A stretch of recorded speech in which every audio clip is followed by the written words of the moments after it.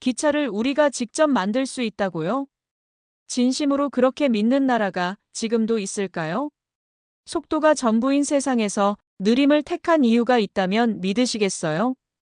기술을 주지 않겠다는 강대국들 틈바구니에서 기술을 팔지 않고 가르치겠다고 나선 한 나라. 그것도 한국이었습니다.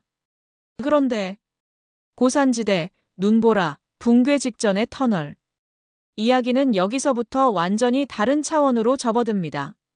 자립을 꿈꾼 작은 나라와 그 곁에서 함께 삽을 들었던 한국 엔지니어의 실화. 도대체 무슨 일이 벌어졌던 걸까요? 바로 지금 사연을 들어보겠습니다.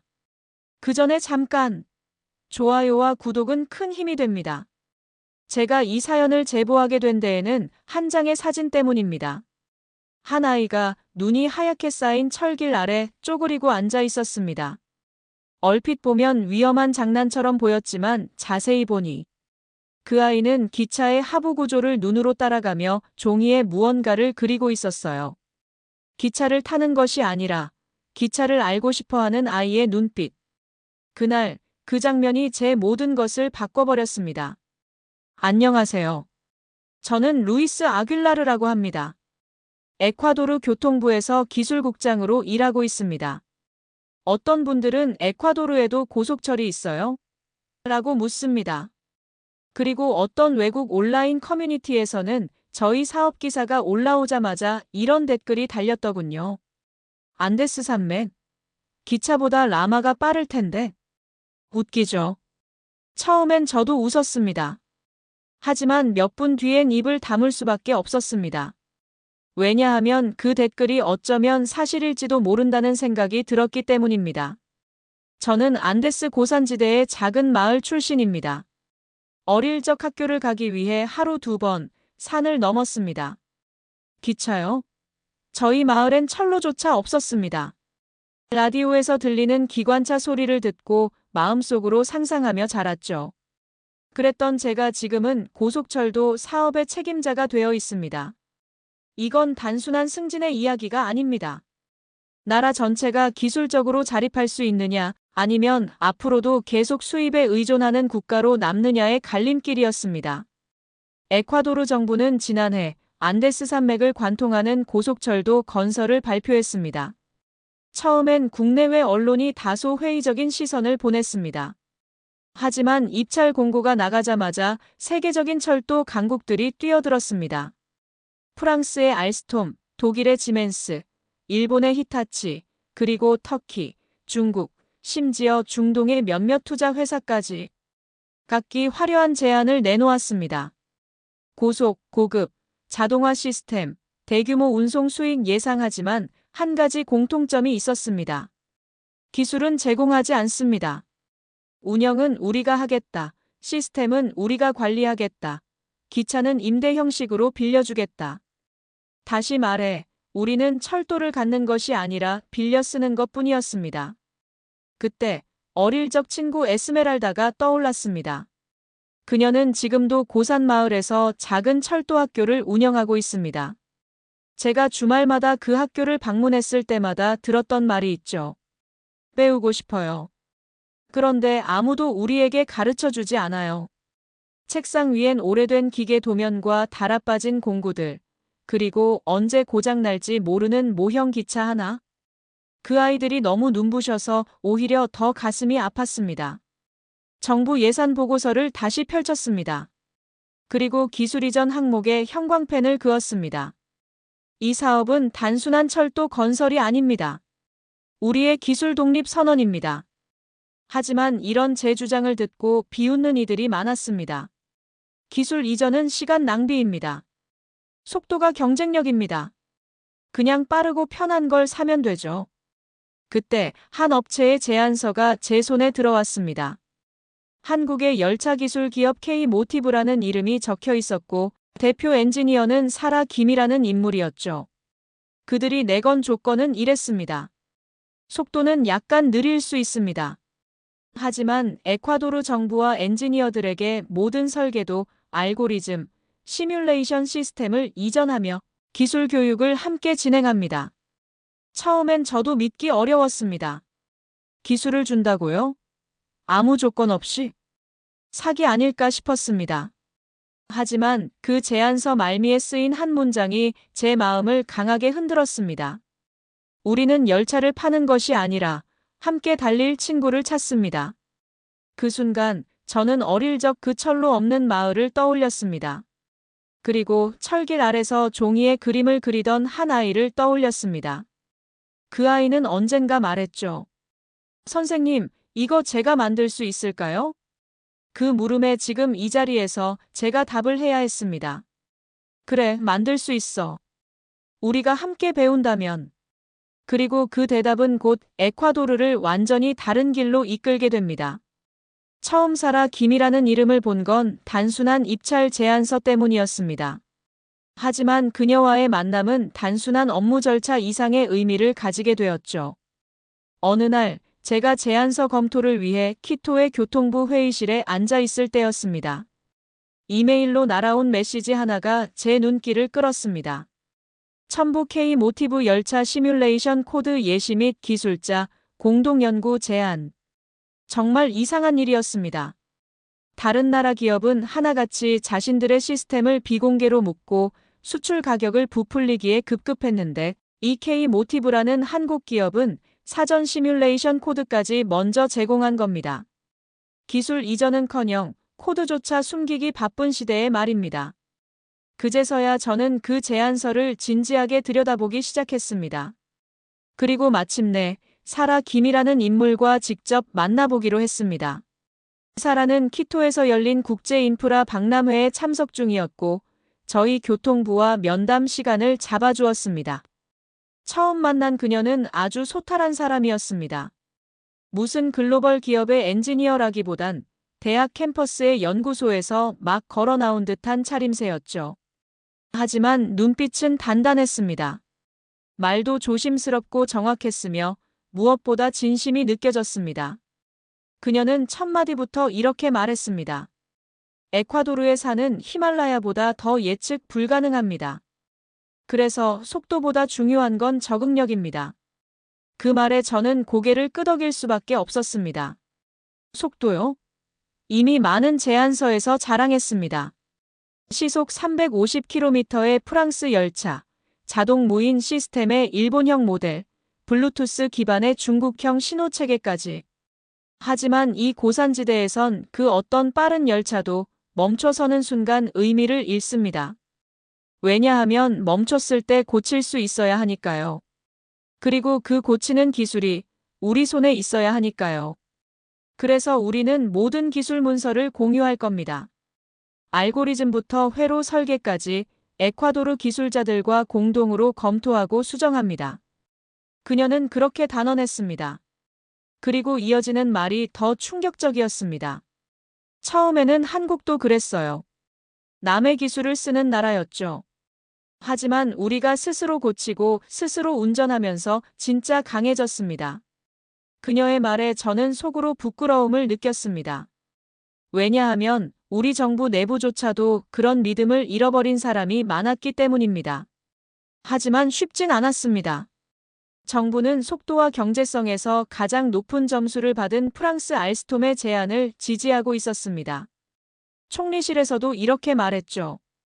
기술을 넘겨받기까지 시간이 너무 오래 걸립니다. 지금 당장 눈에 보이는 결과가 필요합니다. 그럴 때마다 제 마음은 복잡해졌습니다. 에콰도르의 자존심을 위해 느려도 우리가 스스로 배우는 방식을 택할 것인가 아니면 그냥 빠르고 편한 길을 택할 것인가. 그 혼란을 뚫어준 건 다시 한번 에스메랄다의 학교에서의 한 장면이었습니다. 그날은 비가 유난히 많이 내렸고 교실 벽에는 습기가 가득 찼습니다. 그런데 그 속에서 한 학생이 조용히 손을 들었습니다. 선생님, 이 열차는 왜 꼭 한국 거여야 해요? 왜 우리가 만들 수는 없는 거예요? 그 물음 앞에서 저는 더 이상 변명할 수 없었습니다. 그 아이가 궁금해한 건 단지 제조국이 아니라 우리 손으로 만든다는 희망이었습니다. 그래서 저는 결심했습니다.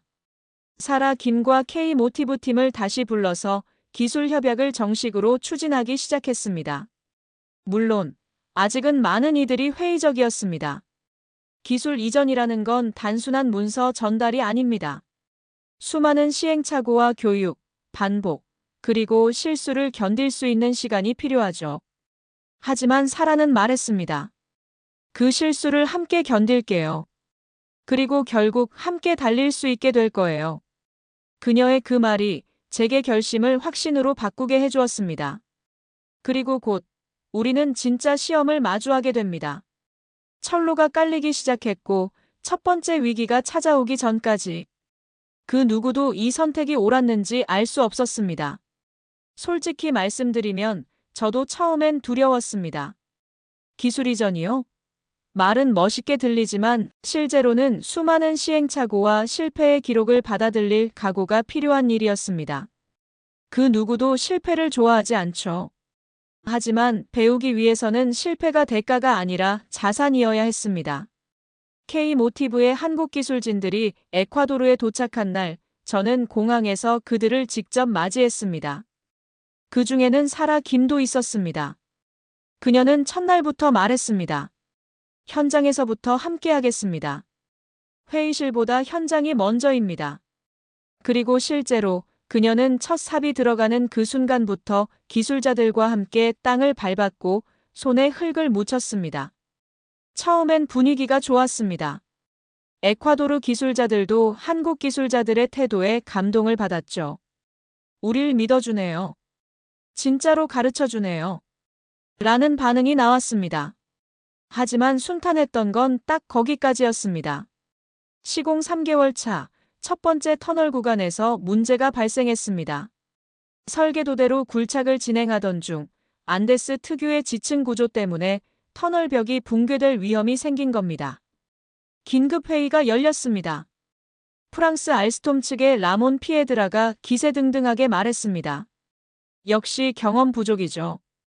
이건 자동 굴착 시스템이 있었으면 방지할 수 있는 일이었습니다. 속도보다 자립이라니 누가 그 말을 책임질 건가요? 저는 입을 다물었습니다. 그도 맞는 말이었기 때문입니다. 현장에서는 비상등이 켜졌고 다음 날부터 한국 기술진과 에콰도르 기술진은 밤샘 작업에 돌입했습니다. 사라는 휴식 시간도 없이 지층 데이터를 다시 분석했고 드론으로 날아온 영상까지 정밀 검토했습니다. 에콰도르 기술진 중 한 명이 지쳐서 주저앉았을 때 사라는 무릎을 꿇고 그 옆에 앉아 이렇게 말했습니다. 힘들죠. 하지만 지금 이 순간이 우리 기술의 출발점이에요. 그녀의 그 한마디가 현장의 공기를 다시 바꿨습니다. 저는 사무실에 앉아 있을 수 없었습니다. 현장으로 달려갔고 그들과 함께 땅을 팠습니다. 스스로 뭘 할 수 없더라도 저는 그들과 같은 땅 위에 서야 했습니다.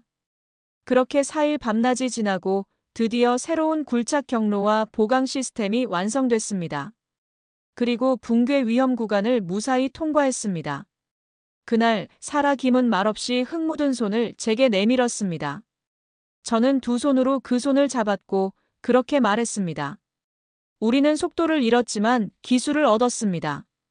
하지만 위기는 하나로 끝나지 않았습니다. 두 번째 위기는 더 인간적인 곳에서 시작됐습니다. 한국 기술진이 사용하는 전문 용어와 소통 방식이 에콰도르 기술진들에게 이해되지 않는 경우가 많아졌습니다. 문화 차이, 언어의 한계, 그리고 자존심. 며칠 뒤 기술진 간의 작은 충돌이 일어났습니다. 에콰도르 기술자 몇 명이 우릴 무시하는 거냐는 반응을 보이며 교육을 거부하기 시작한 겁니다. 그날 밤 저는 사라 김과 단둘이 남아 긴 대화를 나눴습니다. 그녀는 말없이 제 노트를 뒤적이다가 조용히 이런 말을 꺼냈습니다. 우리가 너무 가르치려 했던 건 아닐까요? 함께 만든다는 게 생각보다 더 어려운 일이네요. 그 말을 들으며 저도 깊이 반성하게 됐습니다. 기술 이전은 베푸는 행위가 아니라 서로를 배우는 과정이어야 했던 겁니다. 그래서 우리는 방식을 바꿨습니다. 기술 교육을 일방향 강의가 아닌 워크숍 방식으로 전환했습니다. 에콰도르 기술진이 한국 기술진에게도 질문을 던질 수 있게 했고 프로젝트의 주요 결정들도 공동으로 하도록 했습니다. 그리고 그 변화는 생각보다 더 빨리 효과를 보이기 시작했습니다. 몇 주 후, 테스트 운행 전날 밤. 에콰도르 기술진들이 스스로 열차 전원을 켜고 시뮬레이션 테스트를 성공시켰습니다. 사라 김은 그 장면을 보고 눈시울을 붉히며 말했죠. 저건 이제 우리 열차네요. 진짜로요. 그리고 드디어 첫 번째 고산 열차가 시험 운행을 시작했습니다. 기차가 달리기 시작한 순간 그 옆을 따라 달리는 수많은 아이들이 있었습니다. 누구보다 빨리, 누구보다 기쁘게. 그 열차는 단순히 철로 위의 기계가 아니었습니다. 그건 우리가 만든 믿음이었습니다. 기차는 아주 천천히 움직이기 시작했습니다. 속도는 시속 180km, 프랑스나 독일의 고속철에 비하면 빠르지 않았습니다. 하지만 그 열차의 출발을 지켜보는 우리들의 가슴은 세상 누구보다 빠르게 뛰고 있었어요. 왜냐하면 그 열차는 우리가 만든 열차였으니까요. 사람들이 종종 묻습니다. 에콰도르에 고속철이 정말 필요했나요? 그 질문에 저는 항상 이렇게 대답합니다. 우리에겐 빠른 기차보다 스스로 만든 첫 번째 기차가 필요했습니다. 그 열차가 달리는 장면을 저는 언젠가 한국에서도 보여주게 되었습니다. K-모티브 본사에서 초청을 받아 한국을 방문했을 때 저는 작은 USB 하나를 들고 갔습니다. 그 안에는 열차 시험 운행 영상, 기술자들의 협업 장면, 그리고 에스메랄다의 학교 아이들이 박수치며 웃는 모습이 담겨 있었습니다. 사라 김은 그 영상을 보며 말없이 모니터를 바라보다 이내 고개를 숙였습니다. 그리고 조용히 이렇게 말했습니다. 그 열차는 당신들이 만든 거예요. 우리는 단지 함께 있었을 뿐이에요. 그녀의 말에 저는 고개를 저었습니다. 아닙니다. 당신들이 아니었다면 저희는 그 시작선조차 찾지 못했을 겁니다. 기술을 팔지 않고 가르쳐 주셨으니까요. 그건 돈으로 살 수 없는 일이에요. 그날 저는 서울 외곽에 있는 한 기술교육센터를 방문했습니다. 놀랍게도 그곳의 한 강의실 모니터에 에콰도르 고산 열차 사례 연구가 소개되고 있었습니다. 그리고 저희 나라 기술자 중 한 명이 온라인 화상으로 그 수업을 청강하고 있었습니다. 그 모습을 보며 저는 한 가지 확신을 얻었습니다. 기술이란 건 어느 한쪽의 것이 아니라 함께 만들고 공유할 때 비로소 문명이 된다는 것. 에스메랄다는 이제 단순한 지역 교사가 아닙니다. 그녀는 K-모티브와 공동 개발한 기초 철도 설계 커리큘럼을 고산지대 기술학교에 정식 도입하는 데 성공했습니다. 이젠 아이들이 단순히 기차 그림을 그리는 것이 아니라 도면을 분석하고 시스템을 설계하는 방법까지 배우고 있습니다. 그 아이들 중엔 언젠가 사라 김과 함께 일하게 될 친구들도 있을 겁니다. 그리고 그때는 한국이 아닌 에콰도르에서 새로운 기술이 역수출될지도 모르죠. 돌아가는 비행기에서 저는 창밖으로 저 멀리 안데스 산맥 능선을 바라봤습니다.